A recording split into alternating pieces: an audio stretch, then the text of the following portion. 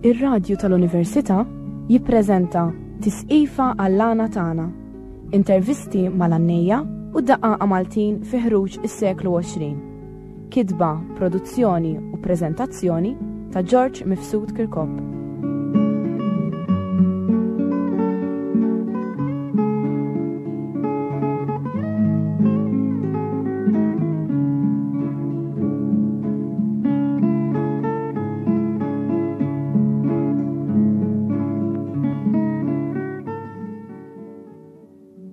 Insemmilkom, fil-programm tal-lum għamlu ħaġa interessanti ħafna.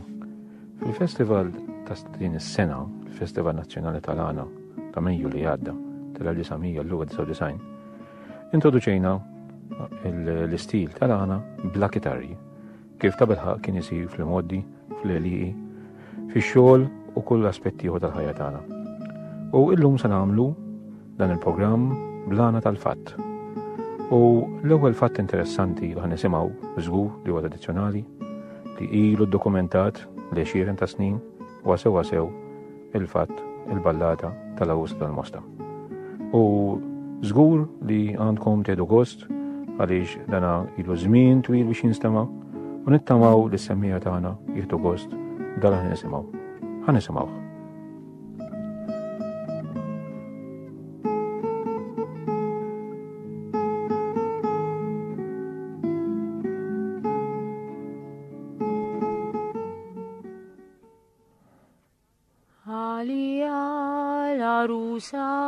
Tal-Mosta x'sebħila nar ta' tnejn ġew it-torok u ħaduha u ħsibhom ma kellha xejn meta ġew il-ħalin torok beda jidden is-serduq il-ħaddara kienet isfel u l-arus fil-orfa fuq. Isa mur ya sidi isa għandek għandi samija jekk għalik mumiex biżejjed inġiblek mara mobbija ġew it-torok u ħaduha fuq mirkeb lem dawru law iċċal il-baħar u dara lejn ir-raħal. Għadwa u marru bija dawru law iċċal il-vant nezzowa kisjet Malta u xeddew la it-turbant għadwa u sejrin bija u edu fuq il-poppa nezzowa kisjet Malta u xeddew l-ħalja ġobba. Isa oqgħod sitti oqgħod hemm il-mejdon sob ukul għalklu ikel marriċni kol law għajt il-sira tal-lut Isa oqgħod sitti oqgħod hemm is-sod dorqod u strieħ għalklu rqat marriċ li norqod law għajt il-sira tal-klib. Għalija l-arusa tal-Mosta x'sebħila nar ta' tnejn.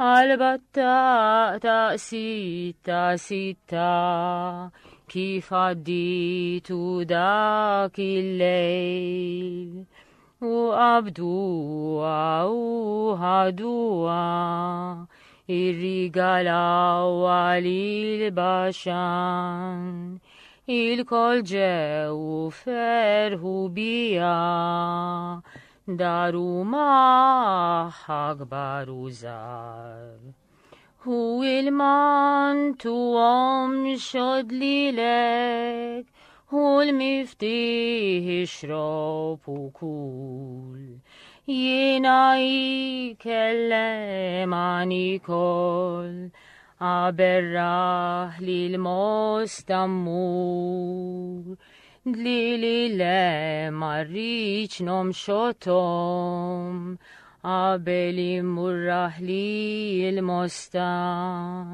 توم شوتم للهاني نومي وتتفرم لتسيا قدسام عروسة لسويج قلبك نملك سلطان الجربة جسوي لي لنكون سلطانة لو عيد في دين لبربا عروسة لسويج قلبك نملك سلطانة تالي بليت شيسوي لي لنكون سلطانة لو عيد في دين الكليف يا ستي لا تضيعش قلبك بالهوية تلبس وزين نلبس نزالة ويتشك كل نسير السير عالديم إيسا يلبس بنتي يلبس مسندو يلبس وزين نلبس برا ويتشي وآيت السير عالديم إيسا أرقد بنتي أرقد أمي الصوت در بوزاستري نربوزا برالويتشي وآيت السيرات الكليب مرويد العزيز أمي للفدواء سبامية أحيار سباف صندوقي إن كلا بنتي مفدية مرويد لتسيا قدسا للفدواء سبامية أحيار سباف صندوقي ملي بنت أختي مفدية مرويد العروستي للفدواء سبامية إن بهلال آيل فلينية إن باستا عروستي مفدية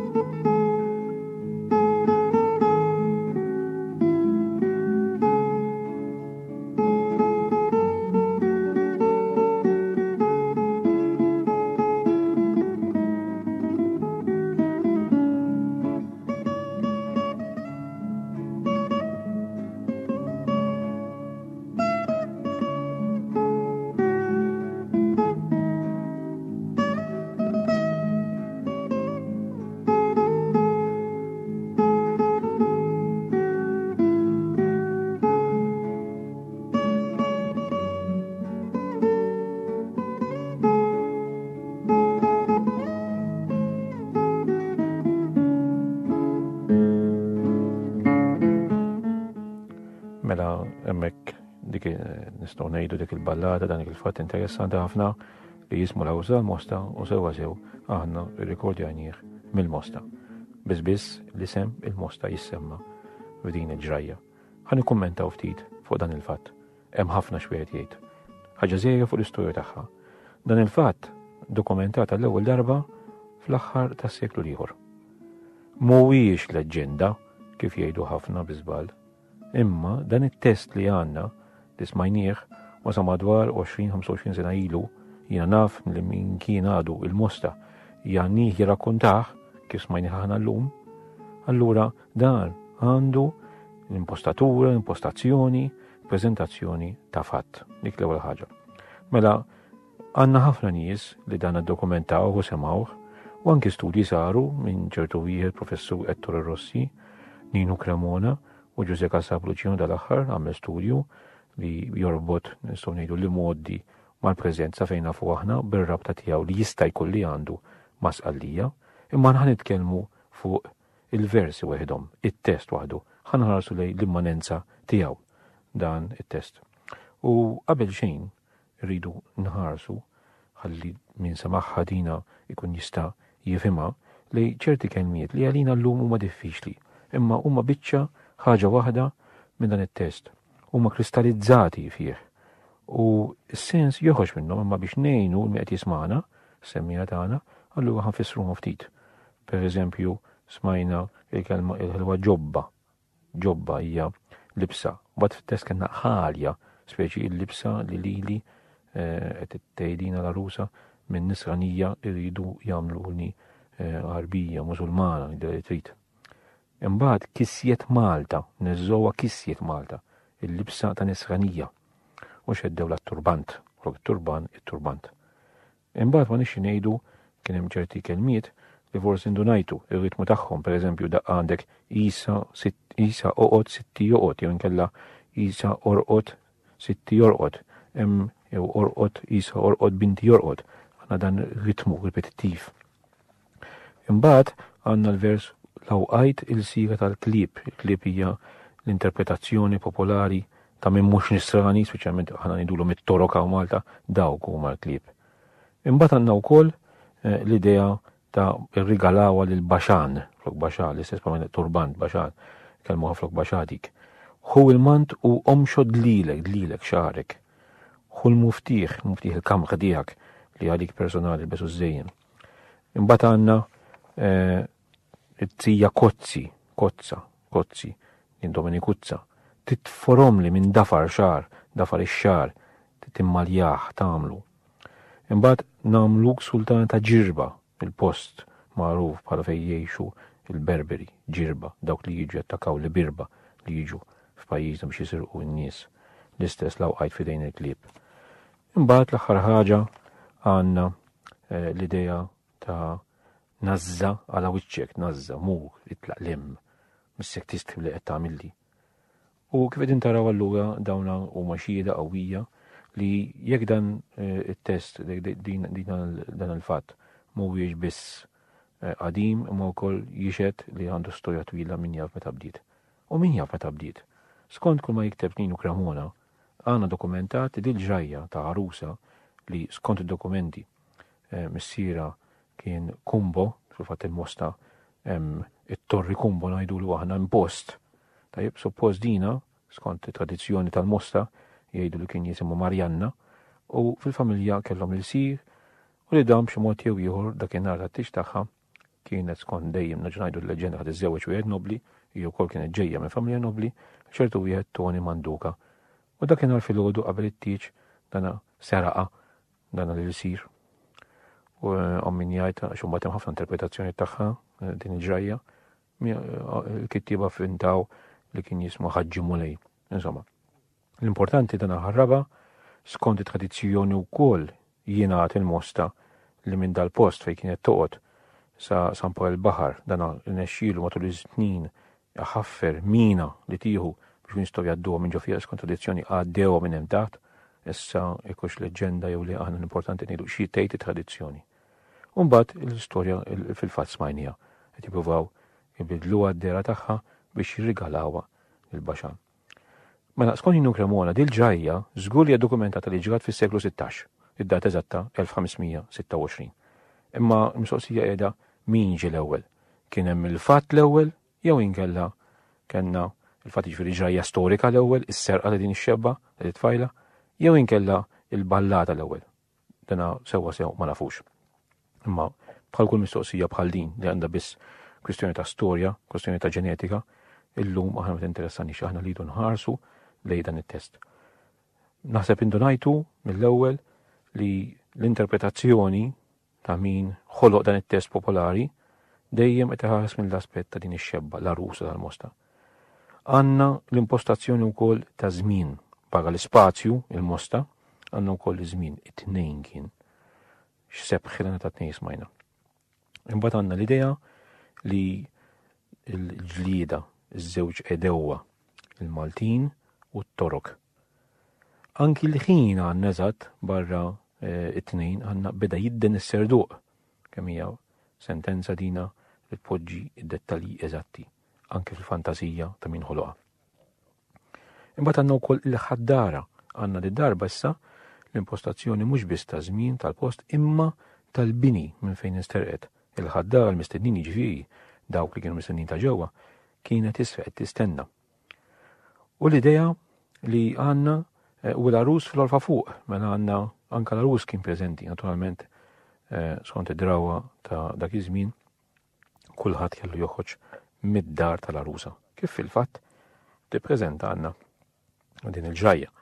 Anki għandna il-ballat għal-fatt ieħor li jirrakkonta dwar Dokakija u li jismu Katrin tal-Imdina li kif rejt jiena stess fil-wieħed mill-istudji li għamilt għandu influenza kbira ħafna mill-ġajja popolari u jiena nemmen li qablu kien hemm it-test tiegħu popolari u Dokakija kull m'għamel żid miegħu irfinah taħ bixra letterarja. Hemm ukoll l-istess ħaġa nsibu l-idea li kulħadd ħireġ mid-dar tal-arusa minn ta' Katrin. Imbagħad kif insibu dejjem f'testi bħal dawn, speċjalment fil-fatti, għandna l-elissi ngħidula, jiġifieri għandna in-nieqes għax in-narratur ma jinteressax li qed jirrakkonta kollox. In-narratur irid jagħti l-aspetti l-iktar qawwija fil-ġrajja tiegħu. U filli għandna meta ġew il-ħajjin torob dew jidden is-serduq il-ħaddar kienet isfel u l-arus fl-orfa fuq u f'daqqa waħda nisimgħu Isa mur ya Sidi Isa. Għandek hawn 900 jekk għalik mhumiex biżejjed inġiblek mara mobbija. Ġew it-torok u ħadwa, ma għandna din l-idea ta' mill-ewwel ħadwa. U l-istess din ir-repetizzjoni tal-aħħar kelma fil-vers u fil-vers ta' wara ħadwa tajb in-narratur qiegħed jibni biex jgħin il-memorja. Dan it-test jidher li mhux miktub biex jinqara imma minn ħolqu mod popolari biex dak li jkun jitalmu bl-amment kif fil-fatt aħna smajnieh bl-amment. U allura meta għandna ġew it-toroq u ħadwa u l-vers meqiegħed jannieh biex jgħidlu nnifsu għandu l-aħħar kelma ħadwa jibda il-vers ta' wara. Ħaġa oħra mbagħad għandna l-kuntrast ieħor bejn ir-raħal, il-baħar u fejn sejrin. Infatti għandek hemmhekk dawru wiċċ il-baħar u dara lejn ir-raħal. U ħadwa marru biha anka l-idea mela ta' id-dera ta' barra. Interessanti li min ħoloq din l-ġajja anki l-użu tal-kelma jagħti din l-impostazzjoni wkoll ta' vokabolarju marbut ma' naħa l-oħra, naħa tat-torok biex nużaw l-istess kelma flok furbani. Per eżempju, kelma ġobba, il-kelma sitti, l-idea ta' relazzjoni ma' xi ħadd li ħajkun waħda minn nisa tas-sultana hawnhekk li semmejna qabel. U l-istess hemm il-mejda onsob ukul, onsob poġġi. Għandna l-idea użu ripetittiv tal-imperattivi. Imbagħad l-ikel li tradizzjonalment fil-Mediterran nifisser ċelebrazzjoni, kumpanija, hawnhekk mhux hekk se jfisser. Hawnhekk se jfisser nuqqas ta' kumpanija. Infatti, hi qalet ikel ma rridx niekol lawqajt il-siga tal-lut. Issa di darba kelma lut, di darba interpretata fis-sens Malti. Lut dawk li mhumiex insara, mela lut, ibirba, edewwa u torok kollha għandhom l-istess funzjoni semantika, l-istess tifsira, jiġifieri ta' edewwa tagħna il-Maltin.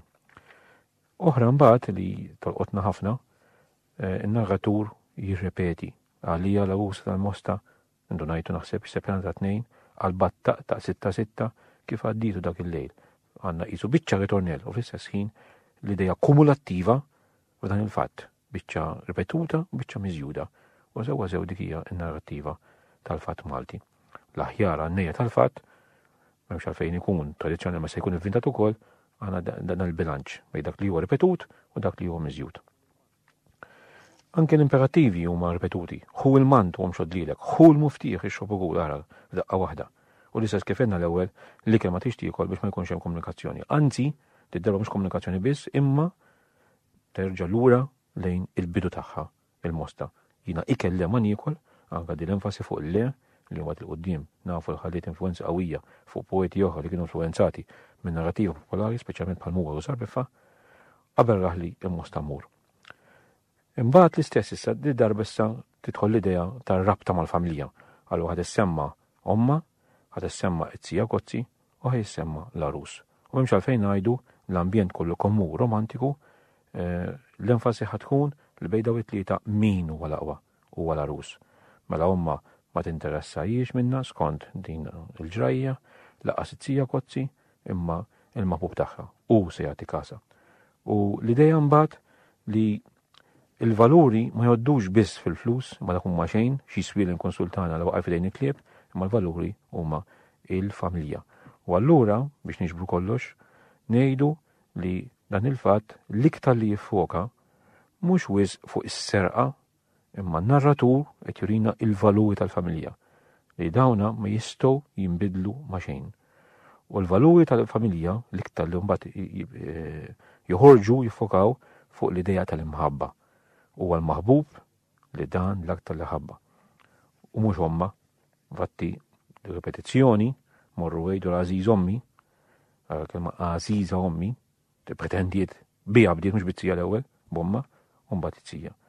U naturalment l-aħħar Anja morru għejdu l-Arustiej il-fidwa tiegħi 700 u l-istess tal-issi fit-tlet għanijiet l-ewwel ta' omma mbagħad ta' tija Kozzi u mbagħad tal-Arus mill-ewwel imbieħ l-ħalqa il-flinija tat-tar fir-raħal. U li dina tissuġġerixxi kif fil-fatt it-Torri Kumbo qiegħed f'tar fir-raħal tal-Mosta. Ir-rabta mela għadha hemm, imma mhux importanti biex aħna nifhmu 100% dan il-fatt. Huwa fatt antik ħafna, storiku, u żgur ħadd ma jista' jħodlu postu bħala wieħed mill-eqdem testi li għandna u li nissuġġerixxi li wieħed għandu jgħixu, japprezzah u jgħaddih l-oħrajn.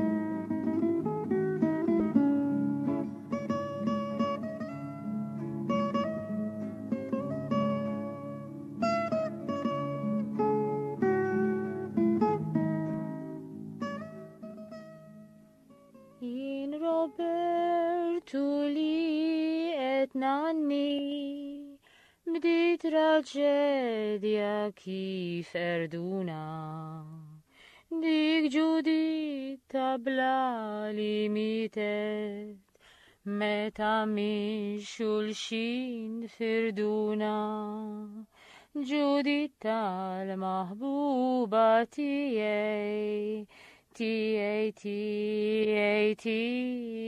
biss يعمل شيعمل عون هالتهور من جو قلبي هتميمس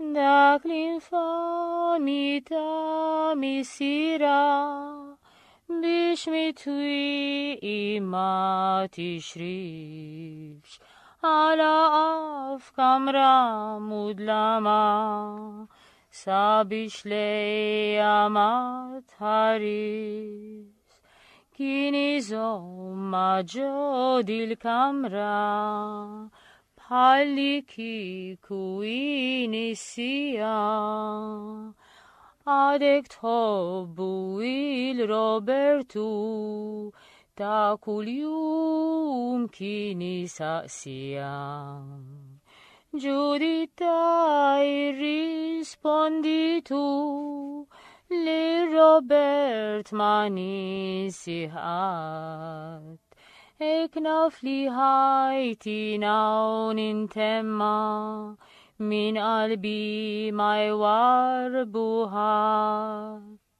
Giuditta flave Maria, لروبرتو كاربت سيهت روحها هرجت من جسيما وشكول دمها ليخ شردت متى مروا بيش يهدوا كم تورورت ينداك الهين ينا كنت اتني باسيجا بيشنارم بيادين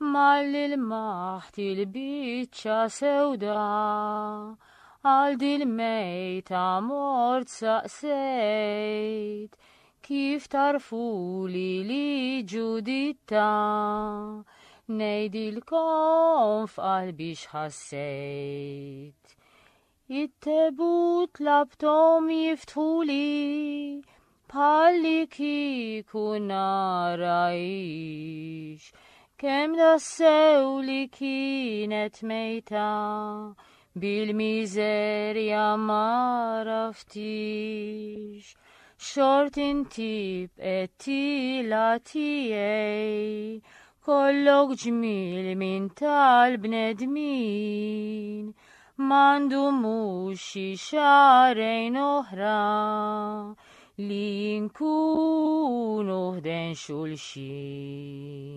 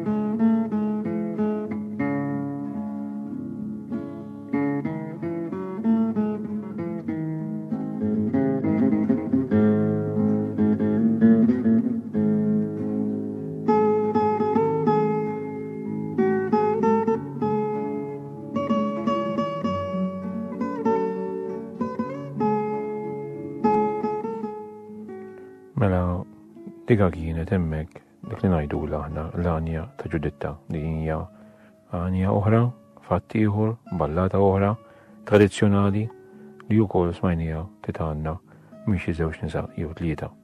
U intom hawnhekk smajtuha l-aspett traġiku tagħha. Importanti li kif semmejnek tiftakru fl-ewwel programm tagħna li l-ballata Maltija, il-fatt Malti, jinqasam fi tnejn. Dak li huwa il-fatt veru, meta darba waqa' ajruplan fuq ħażabbar, ġraja veru, u nsibu l-għannej popolari li dan jagħmel il-fatt fuqha. Kienu ħafna ġrajiet, anke naw fatti fuq pereżempju x'għamel Hitler, x'għamel Mussolini. Però mbagħad għandna l-għanja immaġinattiva, fantastika, bħalma smajna fil-programm tal-bidu wkoll meta tkellimna ma' Ċikko De Giorgio tal-Fjuri li kif qalu stess iħobb jivvinta minnhom ma jkunux veri. It-tnejn fihom il-vantaġġi kbar tagħhom. Jien dan il-fatt ma nafxux mibni fuq l-istorja vera jew inkella vvintat. Imma żgur li ma nafux minn ivvintaħ, sa fin ħadd ma jaf minn ivvintaħ, imma żgur li għandna l-għanja tal-fatt tipika kif inhi jħobbuha hawn Malta li tkun dejjem traġika. U għandna wkoll l-aspett ta' maħbub u l-maħbuba mifrudin minħabba l-oppożizzjoni ta' xi ħadd mill-familja, f'dal każ missiera. Mela, interessanti wkoll f'dal fatt li qed janni qed jitkellem innamrat l-arus u anke l-introduzzjoni tal-bidu biex mill-ewwel poġġina iddaħħalna fl-atmosfera. U diġà jagħmilha traċedja jidħol mill-ewwel għandna ħafna wkoll lissi kif semmejna fil-każ ta' l-għanja tal-Awża tal-Mosta.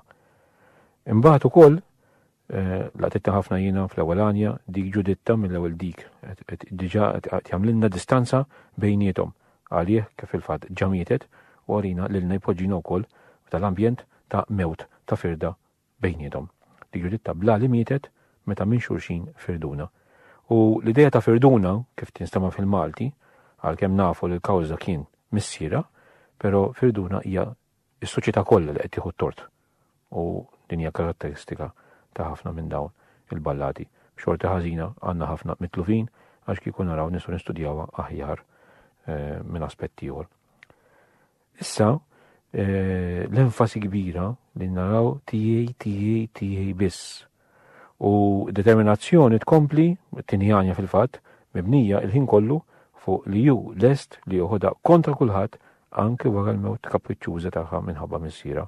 Jagħmel x'jagħmel hawn ħaddieħor, dik il-kelma ħaddieħor ħadd kompli torbotna ma' firduna l-idea li għalkemm missiera huwa it-tort tal-firda, però missiera bħala awtorità mela l-awtoritajiet kollha miġburin fih mela mat-tort ta' kulħadd minħabba fih. Imbagħad minn l-ewwel l-attak dirett issa, mela mhux iktar ġenerali l-awtoritajiet kollha le, issa missiera dak l-infami ta' missiera li din kelma infami nsibuha ħafna tipika mill-fatti mhux biss dak li huma tradizzjonali imma anke dak li jinkitbu li għadhom jinkitbu sal-lum. Għax il-fatti kif qedna fl-ewwel programm iva għadhom jinkitbu u mhux veru li qed jispiċċaw għandna tnejn tlieta mill-għannejja stess li jħobbu jkomplu jikbuhom. Imbagħad interessanti li għandna din l-idea li n-narratur qiegħed bl-iskuża ta' missiera, l-infami ta' missiera qiegħed imur lura u allura biex mitwieqi ma tixrifx. Mela sinjali kien tixref. U l-istess għalaqaf kamra mudlama u sinjal laqbel ma kienx kamra mudlama. Dak li mhux qiegħed jgħid għandu kważi importanza iktar minn dak li qed jgħid. U l-idea li sabiex lejja ma tħares l-idea l-antagonizmu ċar bejnietom. U l-mistoqsija ħaġa ċara kien iżomma ġod il-kamra bħalli kieku inissija fil-fatt għadet tħobbu Robertu ta' kull kien jistaqsija nerġgħu hawnhekk bl-lissi bħalma rajna fil-bidu. Karatteristika fil-fatt tal-ballata tagħna din l-lissi. U n-narratur mbagħad qed jidħol fil-kuxjenza ta' Ġuditta. Il-narratur stess huwa il-maħbub. U qed jimmaġina kif Ġuditta qed tirrispondi l-missiera minħabba fih. U ma ninsih qatt. Knaf li ħajta nintemma minn qalbi ma jwarbu ħadd.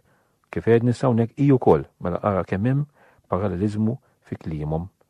Hi u mhux biss maqdin fl-imħabba imma anke fl-interpretazzjoni tal-imħabba minn qalbi ma jwarbu ħadd. U smajna aħna meta kien qed jitkellem u fl-oppożizzjoni ma' kulħadd ħadd ieħor qal kif tiftakru għedna jagħmel x'jagħmlu ħadd ieħor minn ġo qalbi ħadd ma jmiss. U għandna minn qalbi ma jwarbu ħadd. Li se tifsira għalkemm fi kliem kemm mibdul. Mbagħad ix-xenarju kemm jinbidel f'daqqa waħda għax ġejja l-Ave Marija. L-idea li inżul ix-xemx din hija tipika ħafna, però anke fil-letteratura popolari tagħna hija tipika wkoll. Ġuditta fl-Ave Marija, ir-Robertu karbet sejħet l-idea ta' kontinuità fil-modi qed imur lura flashback, imma fl-istess ħin ukoll in-narratur qed iġiba fil-preżent.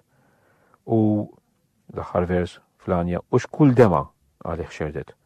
L-idea li ma setax tkun iktar mill-li saret. Issa ħajerġa' in-narratur li d-darba wkoll kif għedna ħajkompli hu Robertu, hawnhekk anke l-isem Robertu wkoll interessanti tipiku ta' narrattiva tagħna fil-ballati. Mela, hawn se jerġa' idur fuq kulħadd. Jitkellem mod impersonali, l-impersonalità hawnhekk iktar tħossha tweġġa' lilu u tweġġa' wkoll is-semmija li deħlin u anzi daħlu diġà fil-kuxjenza tal-fatt. Meta marru biex jeħduha kemm twerwirt jien dak il-ħin ġlieda bejn il-firda u l-imħabba li xtaqa tibqa' sħiħa u mhux mifruda. U anki l-mod ta' kif jiddeskrivija il-biċċa sewda tfisser kollox. M'hemm nibda referenza oħra li il-biċċa sewda. U kif tarfu l-ġditta ngħidilkom qalbi x'ħassejt. L-istess dal-vers kif għedna l-ewwel jgħid kollox għax kważi ma jgħid xejn.